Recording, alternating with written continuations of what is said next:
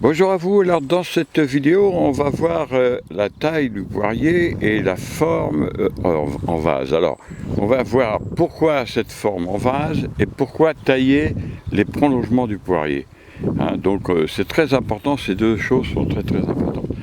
Alors commençons tout d'abord par la forme en vase. Alors pourquoi cette forme en vase? Eh bien tout simplement pour que le soleil puisse rentrer au milieu de l'arbre, c'est très simple. Vous voyez que là, il n'y a pas de branche au milieu et les fleurs et les fruits vont être sur ces branches-là. Donc c'est très important, je pense qu'il va fleurir un peu cette année, je l'espère. De toute façon, l'année prochaine, il y aura pas mal de fleurs déjà. Alors, vous voyez, cette forme est très simple et facile à faire. Alors j'ai mis des petits poteaux comme ça, vous voyez. Alors c'est des poteaux qui ne sont pas très enfoncés.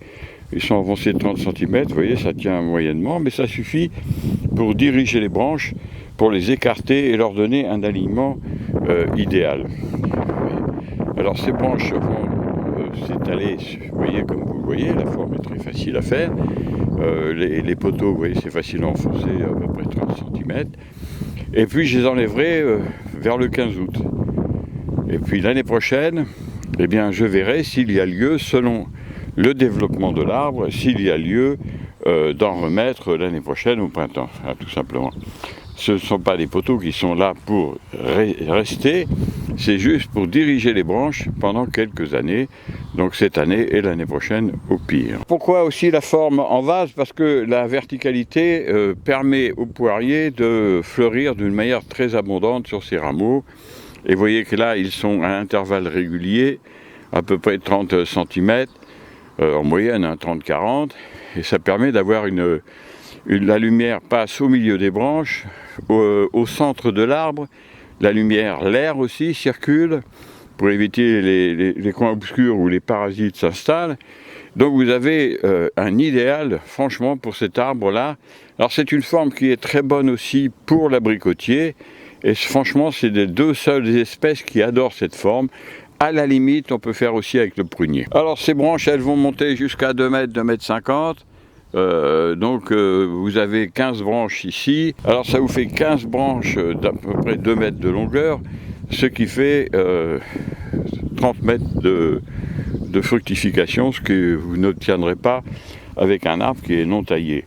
Et les arbres non taillés, où on laisse la forme se faire toute seule, eh bien il y a plein de zones d'ombre, il y a des parasites qui s'installent, on ne peut pas les protéger, parce que là vous comprenez que c'est facile à protéger éventuellement, avec un voile des insectes et des prédateurs, mais aussi au printemps un peu du gel. Donc vous voyez, c'est quelque chose de très pratique. Alors voyons maintenant la taille des prolongements, parce que là les prolongements, ce sont évidemment de ces rameaux, il faut savoir comment ils vont évoluer, et comment il faut faire pour que ça fructifie dès l'année prochaine. Alors les rameaux, ils ont poussé, vous voyez, celui-ci à peu près de 80 cm, et on les taille à la moitié. Alors on les taille à la moitié sur un œil qui va aller vers l'élargissement, non pas un œil qui va aller vers la verticalité, mais un œil qui va aller vers l'élargissement, à peu près à la moitié. Vous voyez, c'est tout ce qu'il y a à faire. Alors là, la pousse, vous voyez, elle a démarré là, et elle a fait ça, donc on taille à la moitié, alors pas sur cet œil-là qui va revenir à l'intérieur, mais du coup sur un œil qui va aller à l'extérieur, on va tailler un peu plus court, mais on va tailler sur cet œil-là. Voilà. Ouais, c'est simple, la logique, elle est là. Ce rameau, vous voyez, il est un peu plus long, il a démarré la pousse ici, 20-60 cm, le milieu est à peu près là, il y a un bel œil qui va se développer ici, on le taille comme ça, à l'extérieur. Là, celui-ci il est plus grand, il fait 80 à peu près. Et on va le tailler sur un œil qui va aussi vers l'extérieur. Alors vous voyez, quand vous observez, je ne taille pas forcément pile à la moitié. Il faut privilégier la forme, la direction de l'œil. Ici, là, il y en a un beau là qui va aller vers l'extérieur. Alors il y a 15 branches à tailler, vous voyez, c'est un travail considérable. Non, je rigole, mais vous voyez que c'est pas quelque chose. Alors celle-ci, elle s'est beaucoup développée. Alors on va la tailler aussi sur un œil qui va aller à l'extérieur. Là c'est la même chose. voyez, c'est simple, hein. C'est relax, il n'y a pas de problème là-dessus.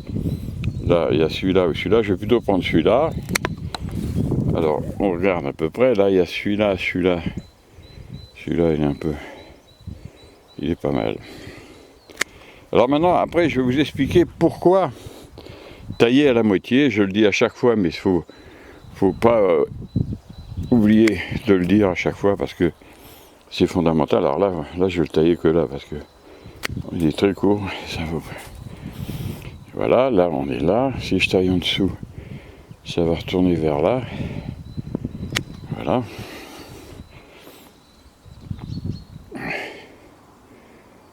Voilà. Et voilà. Alors pourquoi tailler comme ça à la moitié? Alors, pour les pommiers et les poiriers, il faut couper les prolongements à la moitié. Pourquoi? Eh bien ça va faire bouger, développer tous ces rameaux-là, ces petits bourgeons, pardon, qui vont disparaître si vous ne faites pas cette taille. Là, et si vous ne le faites pas, le rameau va se prolonger et il va faire l'année prochaine 2 mètres de haut et vous serez content, sauf qu'il n'y aura plus de bourgeons à la base de la tige. Donc pour la fructification, pour qu'il y ait une fructification tout le long des rameaux qui font, je vous le dis, 2 mètres 50 à peu près ou 3 mètres, il faut absolument faire cette taille tous les ans de prolongement, les couper à la moitié. Ouais, c'est pas compliqué. Et là, vous verrez, comme je l'ai déjà souvent montré dans mes vidéos, que vos arbres se couvrent de fleurs du haut jusqu'en bas. Alors à l'intérieur de l'arbre, vous ne laissez rien se développer, surtout à la base.